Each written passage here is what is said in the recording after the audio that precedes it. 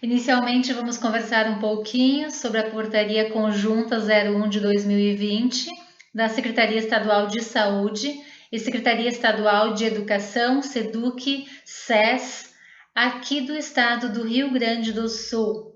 É um conjunto de medidas, de tratativas para prevenir, controlar, monitorar a questão da pandemia quando do retorno das atividades presenciais das nossas crianças atendidas nas nossas unidades de ensino. Então, essa portaria ela dispõe sobre todas essas medidas, esses protocolos de prevenção, de monitoramento e controle ao novo coronavírus a serem adotadas pelas instituições públicas, privadas, comunitárias de ensino do Rio Grande do Sul, independente do nível e da modalidade de ensino. Essa legislação ela prevê a criação dos COE, Centro de Operações de Emergência, em âmbito estadual, regional, municipal e local. Local é em cada escola. Cada escola tem o seu centro de operações que é responsável por todo um protocolo, por todo um plano de contingência, de medidas de atendimento das crianças, dos alunos, agora com o retorno das aulas. Nessa comissão local, quem faz parte? O que está previsto em lei? Representantes da direção da escola, da comunidade escolar ou acadêmica, que pode ser um professor, e da área de higienização, que é muito importante a questão de higienização e sanitização para o controle da pandemia. A cada instituição caberá, o que caberá a cada escola? Constituir seu comitê local, construir seu plano de contingência. Esse plano de contingência ele deve ser aprovado, ele é estudado, analisado pelo comitê municipal, certo? O que compete a cada escola? Informar a comunidade escolar sobre as medidas de prevenção, de monitoramento e de controle ao Covid. Orientar toda a comunidade escolar, aqui em especial aos pais e responsáveis pelas nossas crianças, pelos nossos alunos, sobre os cuidados a serem adotados, preferencialmente em canais virtuais, os cuidados para se ter em casa, os cuidados com a imunidade dessas crianças, o cuidado dessas crianças da casa, do domicílio até a escola. Tudo isso está previsto nessa portaria, nessa legislação. E nós, enquanto Secretaria de Educação, criamos vários protocolos envolvendo todos os atores com orientações, como eu já falei em outros momentos, para vocês. Né? E no decorrer dos dias vamos estar colocando esse material, disponibilizando a quem interessar. Atualizar os contatos de emergência dos trabalhadores, dos colaboradores e dos alunos. Então, passo número 1, todas as escolas, instituições de ensino, atualizar todos os telefones para qualquer urgência, para qualquer recado, certo? Importante também neste momento, principalmente eu diria neste momento. Organizar fluxos, a chegada de alunos, de colaboradores, de fornecedores, a circulação e a saída destes grupos, visando um máximo de distanciamento possível neste contexto. É um desafio, mas estamos aí para vencer todas as etapas. Outro tema importante, priorizar as reuniões, as formações, as capacitações em canais virtuais, evitando as formas presenciais. Suspender excursões, passeios externos, reuniões, festas, formações presenciais com as equipes, formaturas, atividades esportivas. Por exemplo, as aulas de educação física, os jogos, as interséries, Tudo isso, então, está suspenso mediante a essa portaria e a essa legislação do controle ao coronavírus, para a gente poder atender bem e com segurança os nossos educandos. Outro aspecto é suspender as catracas de acesso, os sistemas de ponto digital. Então, cada escola se organiza um controle diferente que não tenha o toque, né? Para esse controle de presença, seja de colaborador, professor, né, de aluno. Documentar todas as ações adotadas e realizadas para atender essa portaria, para atender o plano de contingência. Por exemplo, tal ação, que data ela foi feita, quem foi responsável pela ação, o que foi feito, de que maneira que chegou aquele conhecimento lá ao pai, à equipe de limpeza, ao porteiro da escola. Documentar, arquivar tudo na escola. É muito importante até para fiscalizações dos comitês municipais e regionais que porventura venha a acontecer. E não só pela fiscalização, é para garantir que tudo efetivamente esteja acontecendo. Recomendar aos trabalhadores que não retornem às suas casas com uniforme. Importantíssimo, né? Na escola ter pelo menos um jaleco, né, para o monitor, para o professor. A exemplo aqui do município de Garibaldi, nós estamos providenciando para os nossos colaboradores, para os monitores de escolas de educação infantil, para os professores de séries iniciais, 2 jalecos, né, os jalecos que é de uso exclusivo para a escola. Tá? No momento que retornam às suas casas, então deixem o uniforme na escola e levem o que foi usado no dia para higienização. Implementar medidas de distanciamento social e o uso de máscara pelos trabalhadores e pelos alunos. Disponibilizar máscaras que não devem ser utilizadas por crianças menores de 2 anos pelo risco de sufocamento. Tá? Agora já tem uma emenda do dia 6 de julho, colocando a partir de 3 anos de idade o uso de máscara. A Sociedade Brasileira de Pediatria, ela também, defende a questão do uso correto. Se o professor tiver o entendimento que essa criança não está usando corretamente a máscara, é melhor que ela nem use.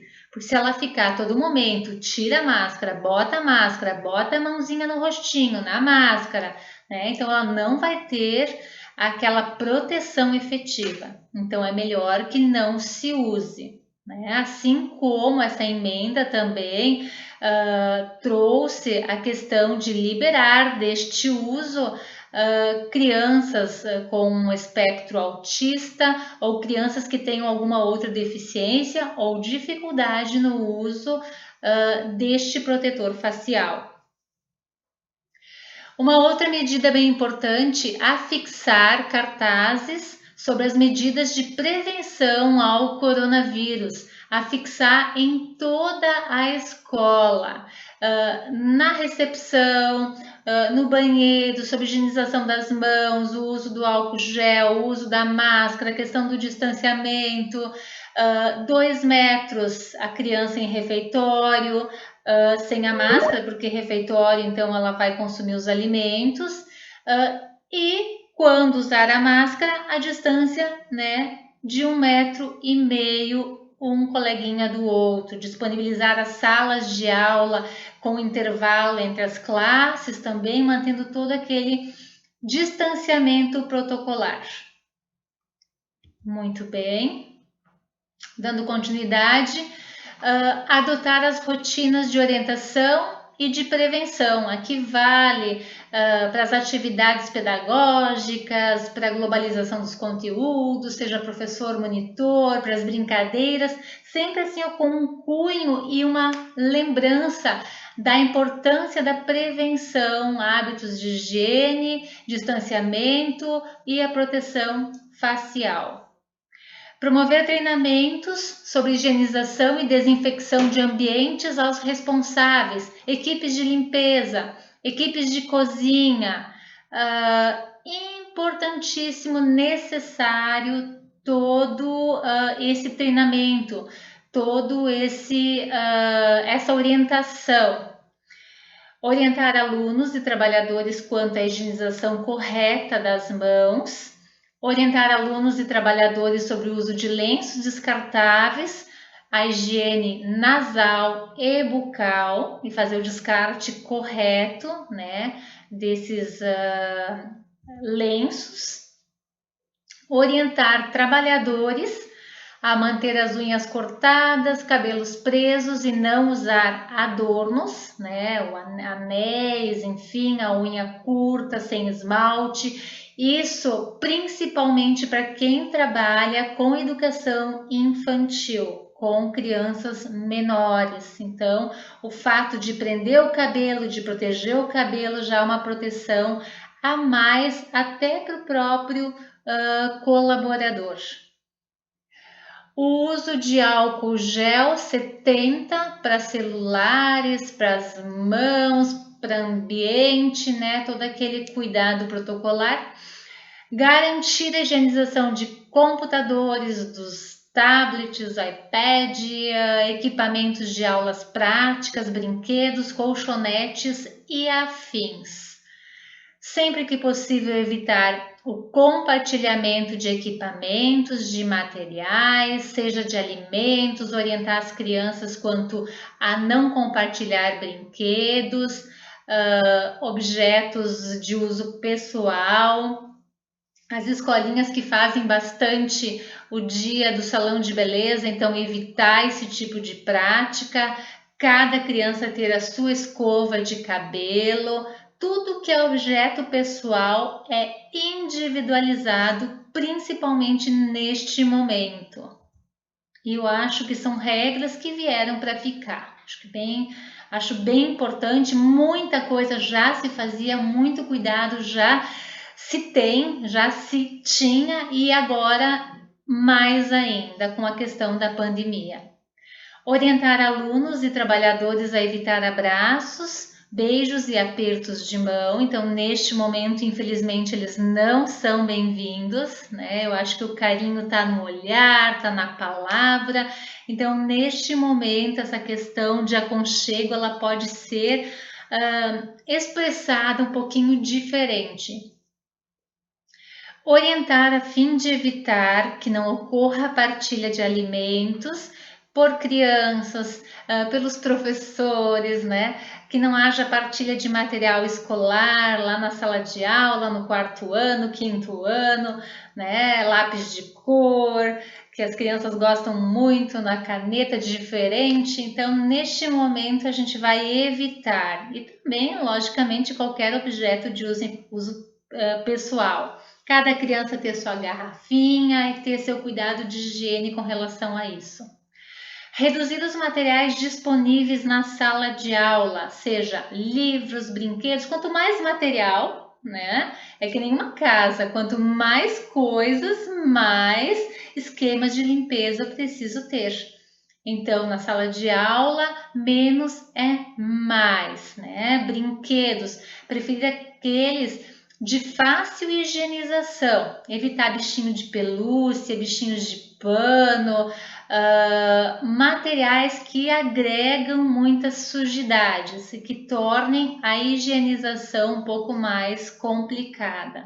Então, preferir os brinquedos de plástico e que facilitam, né, a desinfecção. Desestimular o uso de elevadores para as escolas que têm, obviamente, bebedouros, a mesma situação. Crianças menores de 6 anos, logicamente, elas necessitam de auxílio para a higienização das mãos. A higiene prioritária é água e sabão, sabão neutro, ok? Para os menorzinhos, cuidado com a questão de álcool gel, então não higienizar com álcool gel os bebês, até porque a mãozinha vai para a boca, né? A gente vai higienizar com água e sabão as mãozinhas desses pequenos. Nas instituições de ensino em que houver a necessidade da troca de fralda, aqui para as nossas escolas de educação infantil, orientar os trabalhadores quanto ao procedimento correto e na grade de atividades que preparamos para eles, está todo o POP para troca de fralda, para os cuidados com os brinquedos, para os cuidados no refeitório. A gente vai então trabalhar toda essa temática com os nossos monitores de escolinhas também. Outro aspecto importante é garantir o uso de propés ou calçados exclusivos na escola de educação infantil. Então, todos que chegarem, nós teremos os tapetes de higienização e sanitização, limpar os pés neste local, né? E promover a troca do calçado para entrar na salinha de educação infantil, por exemplo, nos berçários, né? Uso de propés ou o uso exclusivo de calçado, um calçado mantido só na escola. A exemplo das nossas cozinhas. Aqui no município de Garibaldi, nós temos um uniforme completo para as nossas cozinheiras e toda cozinheira tem o seu croque, o seu sapato profissional, aquele ultra leve, né? Ele tem 170 gramas, ele é leve, ele é antiderrapante, ele é fechado e exclusivo para a prática do seu trabalho, no seu dia a dia, no seu cotidiano, né? Então, essa é uma dica também importante aqui e prevista em legislação. Não partilhar babeiros, fraldas, lençóis, toalhas, travesseiros, né? Isso aqui compete bastante às escolinhas de educação infantil, para não haver essa partilha, obviamente. E daqui a pouco, assim, a gente até está orientando que se tenha uma sacola plástica de fácil higienização, né? Onde tem a identificação da criança, que se faça a guarda, né, de todo esse material de forma individualizada. Garantir equipamentos de higiene, os dispensadores de álcool gel, as lixeiras adequadas, preferencialmente, com acionamento automático, né?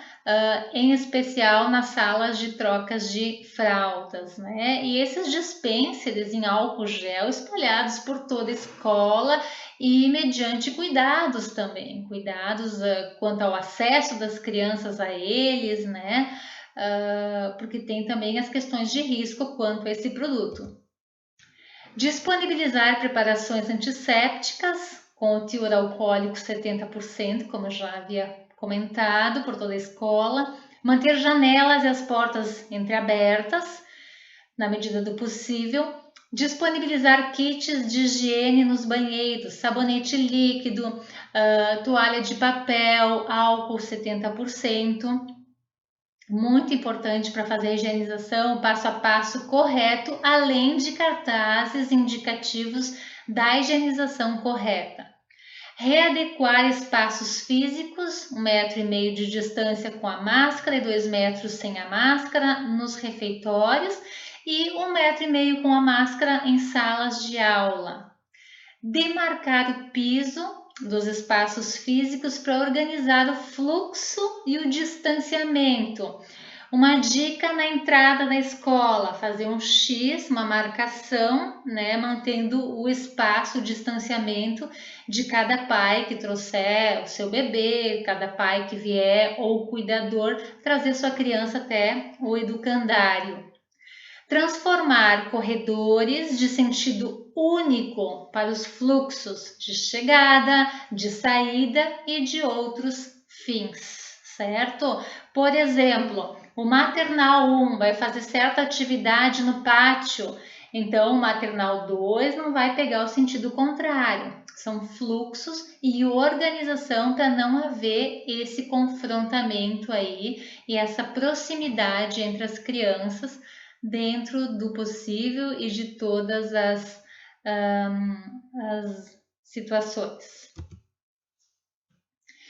Evitar o uso de espaços comuns que favoreçam a aglomeração. Então, atenção, quando aglomerar muito. Lógico que também é importante buscar espaços maiores e ventilados, mas desde que não haja muita concentração de crianças, de pessoas, né? Então, atenção para os pátios, para o refeitório, né? Tem que ter um escalonamento também dos horários de refeições, um escalonamento de uso da biblioteca, né? Para as escolas de fundamental, ginásios e afins. Escalonar horários de intervalo, refeições, pátio, é o que eu havia falado anteriormente. Evitar acesso de pais, cuidadores e visitantes no interior da escola. Nas nossas escolinhas de educação infantil, né, muitas já têm isso previsto, eu acho bem importante, né? Trazer a criança até a escola, ser breve na entrega da criança, recados podem vir na agenda, até para não atrapalhar a nossa rotina de trabalho, né, com essas crianças. Evitar aglomerações das pessoas em saídas e entradas das instituições de ensino. Por exemplo, pais que chegam às escolinhas, então se vê que já tem um grupo de pais frente à escola, aguarda um pouquinho no carro até descer, até liberar um pouquinho mais todo esse fluxo. Então, é importante esse cuidado da parte dos pais. E da parte das escolas, a orientação, né, para que isso aconteça. Etiqueta social, a higienização das mãos, a etiqueta respiratória, o uso de máscara, distanciamento, assegurar que trabalhadores e os alunos de grupo de risco permaneçam em casa, também outro assunto importante, sem que eles tenham prejuízo tanto de aprendizado quanto financeiro, né, no caso dos trabalhadores aí da educação. Aferir temperatura de todas as pessoas, vedando a entrada daquela cuja temperatura seja superior a 37,8. Então, nesse caso, se orienta para a busca do serviço de saúde, né? Então, nós estamos providenciando, enquanto município, né, para as nossas escolas municipais, termômetros para a aferição, para a verificação de temperatura na chegada e saída, com todo um esquema de anotação, né, por turmas, isso para as escolas de educação infantil. Organizar uma sala de isolamento para os casos que apresentarem sintomas gripais, importante, qualquer espaço da escola, para retirar aquela criança do contato com os demais até que seus pais venham buscá-la. Reforçar a limpeza dessa área de isolamento, imprescindível. Definir fluxos claros de entrada e saída do caso suspeito da sala de isolamento e proceder às notificações, né, para a Secretaria de Saúde, para os órgãos de saúde, todo aquele controle necessário. Afastar casos sintomáticos do ambiente da instituição de ensino, seriam 14 dias de afastamento, assim como das pessoas que tiveram contato com caso suspeito, por exemplo, um familiar de um aluno, né? Então, a gente vai proceder o distanciamento dessa criança, deste aluno, sem prejuízo, né, do seu ensino, enfim, na medida do possível. Se é que é possível, né, professores de plantão? Muito bem. Manter atualizado o acompanhamento de todos os colaboradores e alunos afastados, garantindo o retorno deste aluno após a alta do sistema de saúde e COE local. Com relação à alimentação escolar, também tem alguns protocolos importantes. Garantir a segurança sanitária da alimentação escolar e intensificar, trabalhar ainda mais. Nós temos aqui o Manual de Boas Práticas para Serviços de Alimentação, né? Para cada escola tem o seu manual a gente vai continuar, porque muita coisa já se fazia para garantir a segurança alimentar, prevenir intoxicações alimentares, questões de higiene, sanidade, e nós vamos intensificar esse manual, essas boas práticas para a manipulação, né, de alimentos, visando também agora essa questão desse vírus. Estabelecer horários alternados para realizar as refeições, respeitando o distanciamento de 2 metros entre as pessoas em refeitório. Exclusão de buffet. Então, escolas que porventura têm um buffet, se exclui o buffet. O manipulador, ele vai servir, ou um funcionário designado, compete à unidade escolar designar um funcionário que vai servir todas as crianças, para as crianças não se servirem, né? Não tocarem de forma coletiva em utensílios, em talheres. Então, um manipulador ou um monitor que vai ajudar nesse momento, porque é um momento de muita ajuda, né? Vai servir essas crianças, vai orientar e vai conduzir para um bom andamento deste setor também, tão necessário para uma escola. Os utensílios, pratos, as canecas, copos, talheres, devem ser individualizados. Até a legislação, essa portaria, ela prevê descartáveis, só que assim, a questão de meio ambiente, gastos públicos, né? Gastos na escola, que é particular, é complicado. Então, higienização, uma boa lavagem, como sempre é feita, um POP, um procedimento operacional padronizado, para uma correta higienização e garantir que se tenha segurança durante a alimentação dessas crianças, desses comensais. Então era isso, né? Muita gratidão. Espero que os nossos encontros sejam produtivos, né? Eu vou estar postando, compartilhando com vocês mais temáticas desta ordem de saúde, de nutrição, de medidas de prevenção ao coronavírus e de atendimento das nossas crianças. Agora, por ocasião, né, de início das atividades presenciais nas escolas. Um abraço bem caloroso e que estejamos juntas com medidas protetivas para bem atendermos, como sempre, e cada vez melhor as nossas crianças.